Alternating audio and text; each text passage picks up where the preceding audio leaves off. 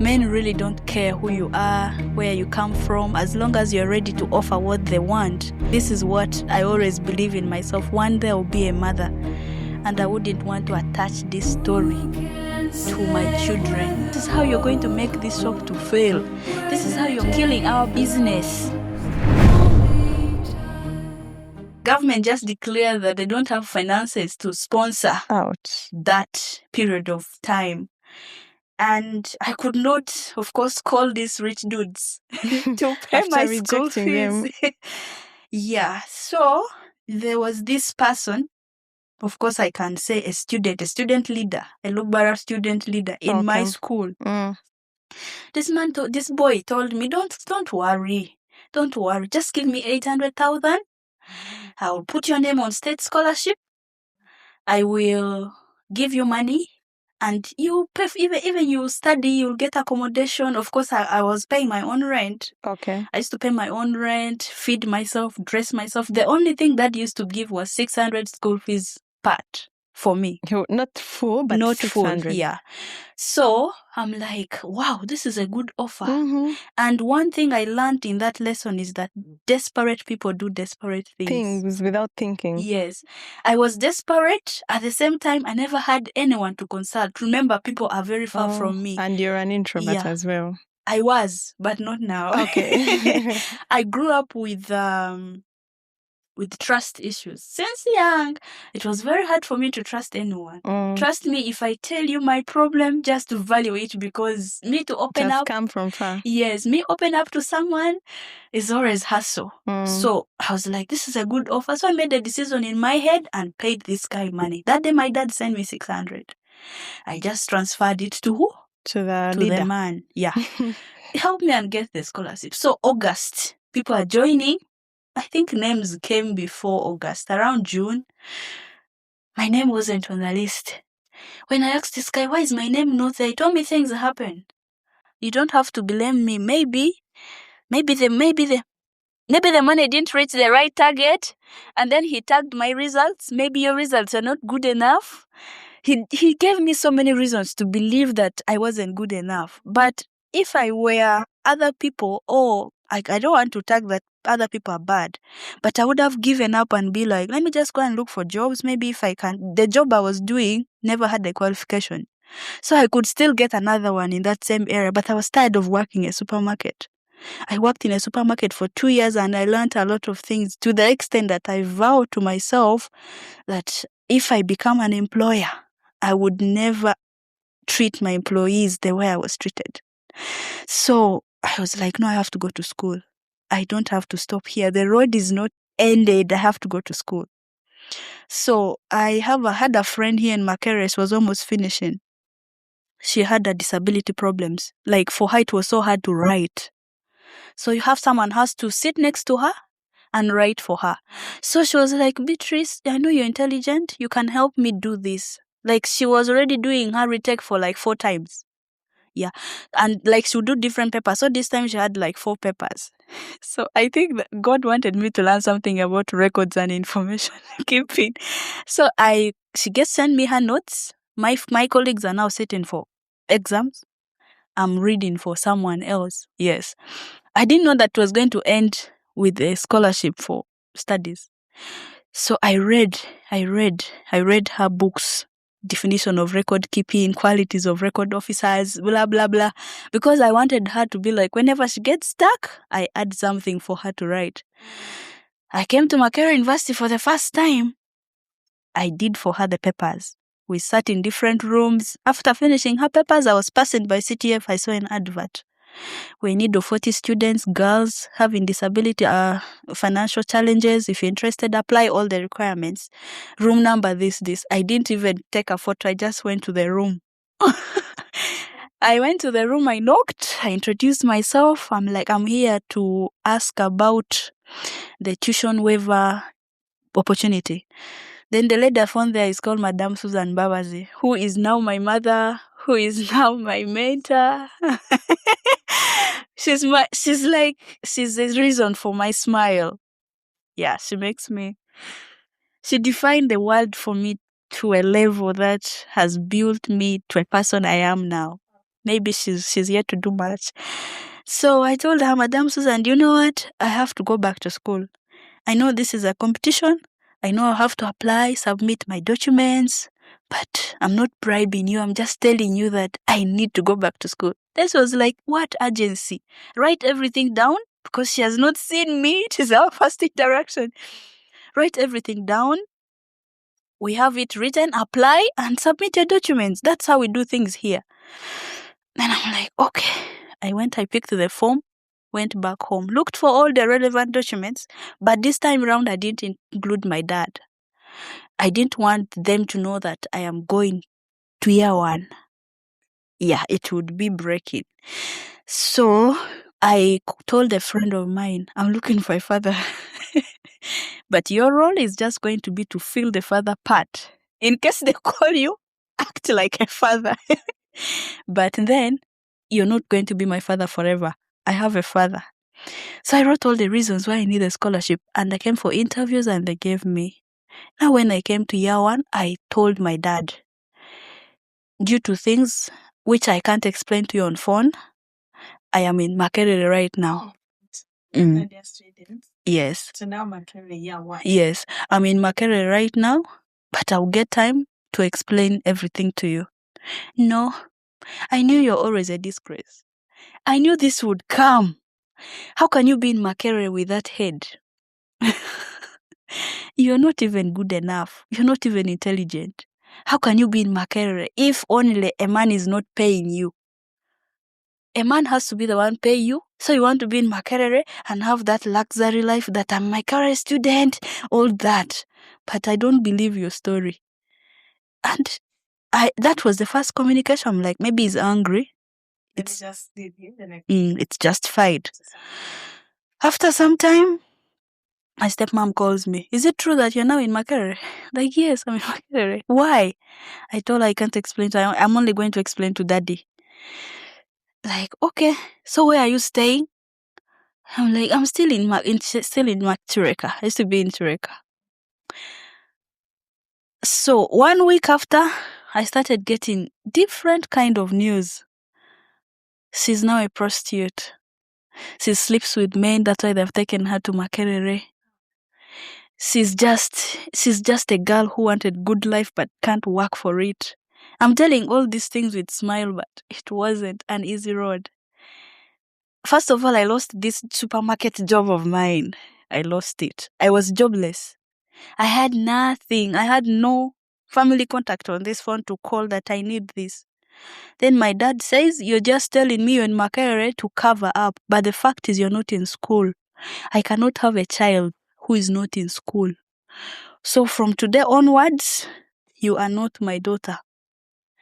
You cease to be my daughter. You can never be my daughter. I cannot have a daughter who is a school dropout.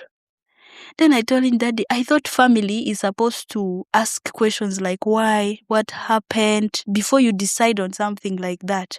Like, I don't have any time to listen to your stories anymore.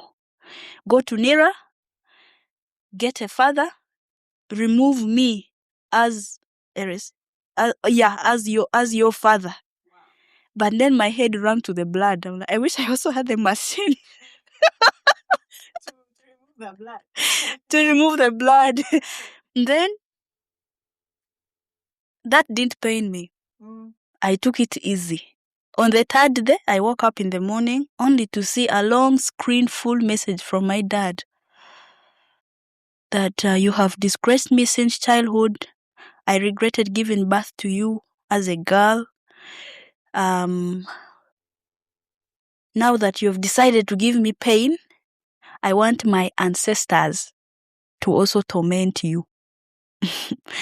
Let the spirit of my grandmother torture you for the whole of your life. Let the spirit of my father, let my ancestors, like, oh my God, yes. Then in the message, it was a whole screen, like I opened, you know when you do WhatsApp message and it is like tap, read more. So when I read more, those are the things I read. I want you to see sorrow and pain for the rest of your life.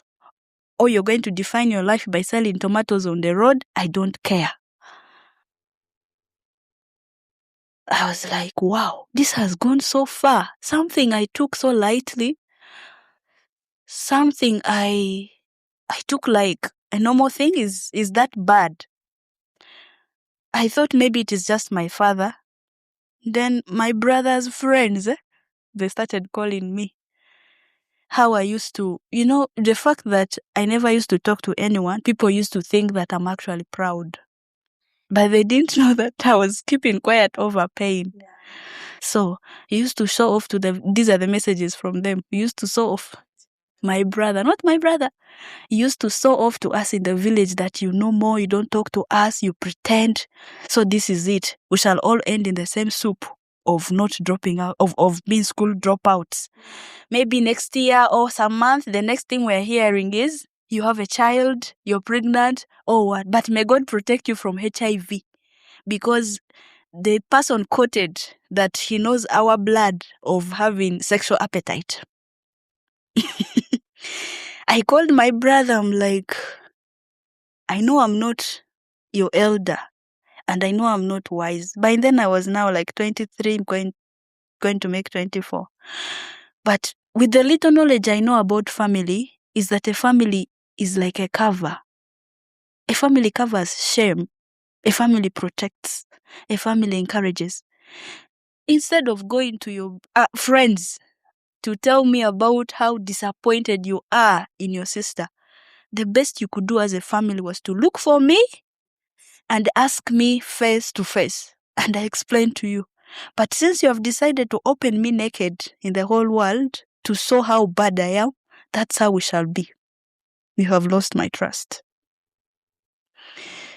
We ended there. But I didn't tell you some important part, that when I read all these messages from my dad, I went to my altar. My altar is always like next to my bed. I just have a spot where I put my 2 legs. I told God, the Father you gave me on earth has cursed me. He has given me to his ancestors to torment me. But you know my story. I cannot lie to you. I cannot hide anything in your face. Help me to change all these words into blessings. But if at all I'm the one on wrong, if at all I've hurt my father intentionally, help me to know that all his words to come true. But if it's not true that I've not hurt my dad intentionally, may my hands be blessed forever. Regardless the pain, give me new family. Give me new people to love me. Give me new friends. Give me a place to call home without cost, without having to prove myself. I want to live my life. I want to live me, the life you have given me. This prayer didn't come to pass so easily. It took time. I didn't come to school for like 1 month. I think 2 months for my first year at campus. I didn't, because I'm like, what if I go and they don't take me for the scholarship? Yeah.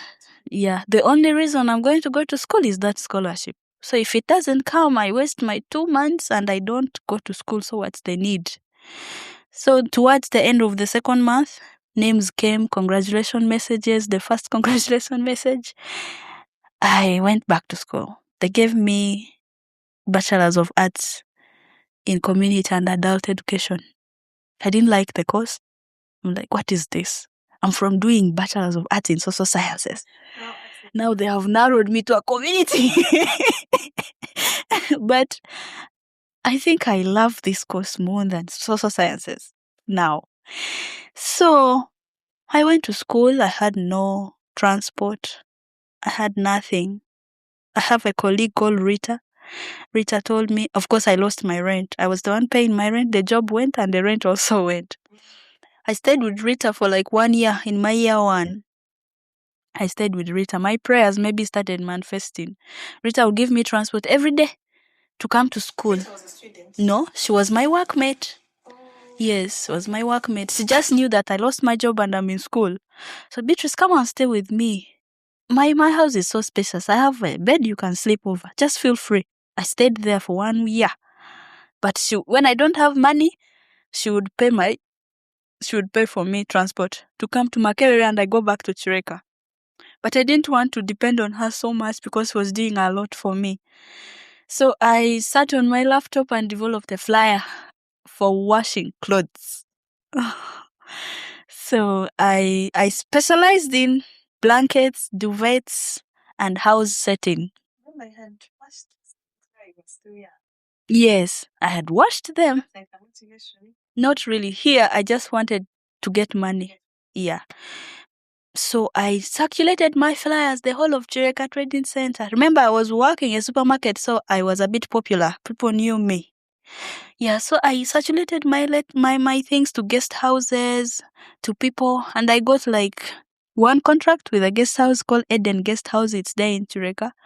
I got a contract to wash duvets for them, only duvets, every week. So every week I know I have 100,000. I wash like, depending on the number of duvets. So for the fellow community, I wash their blankets and set the house. Like, I go to your house, organize it, clean your kitchen, set your sitting room, clean your bedrooms, bathrooms, and you pay me and I go. Weekends, I used to be so busy over weekends. And the days I don't have lectures, I would be busy. The days I have maybe clients in the morning, I would do the work in the evening. But, of course, I'm a lady. I started having challenges. One day, I went to a gentleman's home. And the guy locked the door. Like, seriously. He told me I'm coming. I went at around 5. I was locked in there up to 10 p.m. When 10 p.m. he came back, he came drunk. Me, who was inside, I was angry and charged. I'm like, when this guy comes here, I'll do anything to run because he can't lock me in the house like this. Yes. So when he came back, he was like, I wanted to do for me extra services because you cannot clean my room and you be that nice and you just go like that. I needed an additional services. But the fact that he was drunk, I had to make my way out and run out of the room.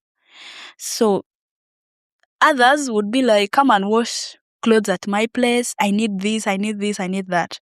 I stopped the community work. I only zeroed down to the guest house, which gave me privacy to work from home and the lady was a female lady, so it was easy. And she used to tell me, Beatrice, regardless what you do in life, life has no direct formula. And that word still sucked in me. Like, regardless what you do, life has no direct formula. Focus on your dreams. Even if you're scrubbing my floor, don't forget your dreams. Now, that challenged me because I didn't have dreams. You see, I'm fighting hard. I want to go to school. I want to finish school. But to what end? To prove to my father that I am a student. Yes. It was never about my dreams. It was never about who I am. It was never about, Beatrice, this is the best you are in. All those things I'm cleaning just to prove to Rita that I can still get money. I was living a life of proving. Yes. I was not living for myself. So when she told me, don't forget about your dreams, that hit me. I'm like, so what are my dreams really? I started now studying. I started now reading. I started now discovering myself. So I built new values for myself. I built new models for myself. I said, regardless what I've gone through, it may be a funny story to someone. It might be, someone might think it's cocktailed. But at the end of the day, this is me, what I've gone through. What do I really want to do?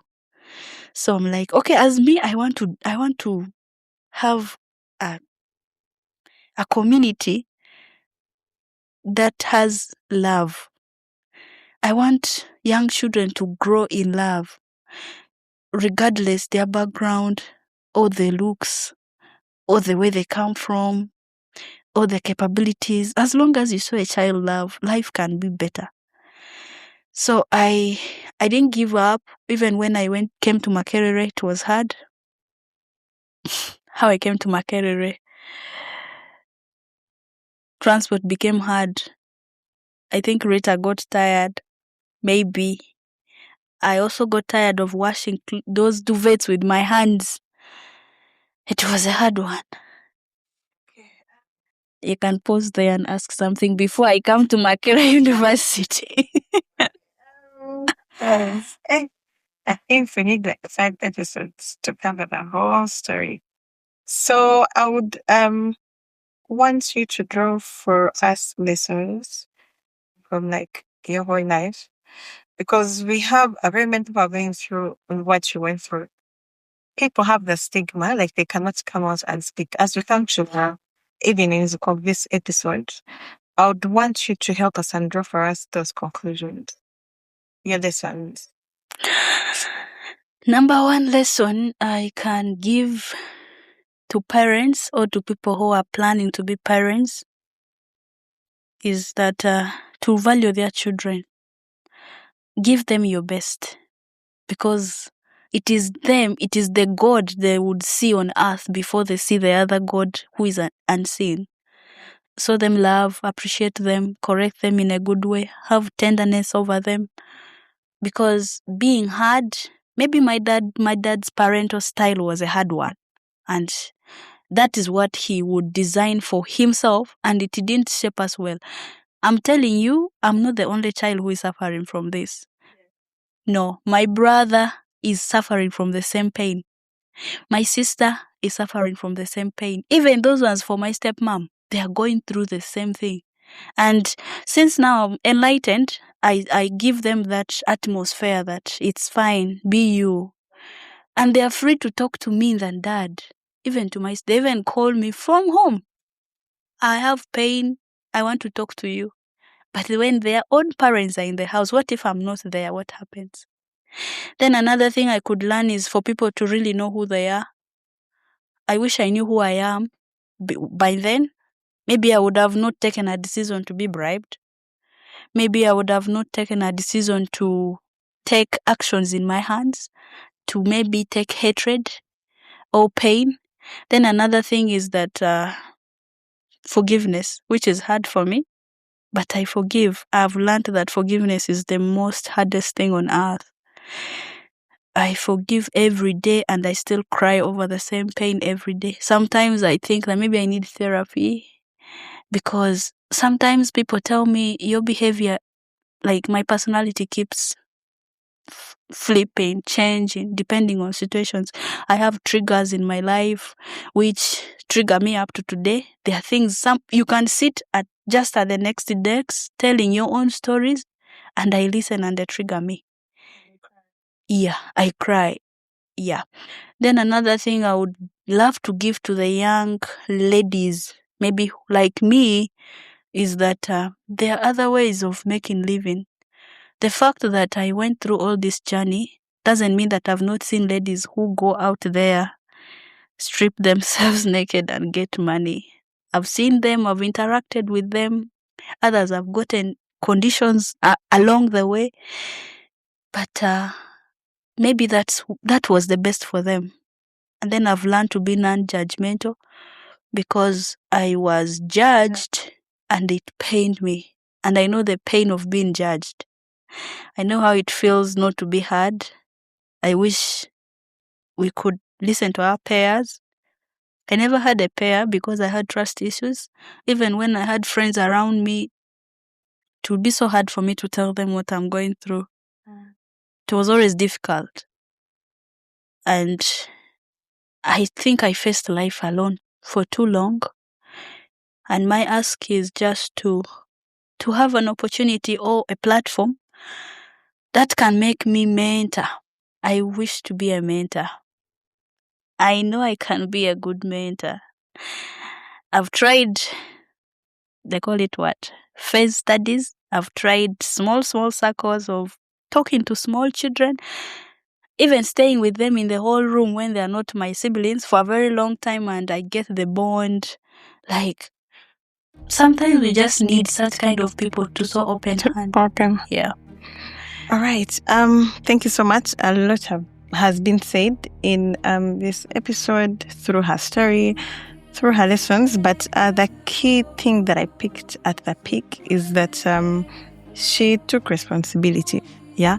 And she accepted that at some point she may be the one in wrong. And she was not so quick to draw conclusions. So why am I bringing this? Because most of us now decide to, do the blame game other than thinking that maybe what if I'm the problem? So let's have the self-reflection. And to our dear parents and people around us, let's stop judging. Let's be careful with what we tell our kids, because words speak more volumes than actually the physical punishments. We'll be back with a lot of these stories, a lot of these conversations, because we want to know what can we do if I was the one in this place. As we leave, I leave everyone with a question of what would you do if you were the one, or what advice would you give someone who is facing through that? There is always another way out other than running for the desperate means. Until then, thank you so much for staying with us. This is Beyond the Books podcast. You can follow us, you can share our content, like and subscribe. We look forward to having your point of views in the comment section. Thank you so much.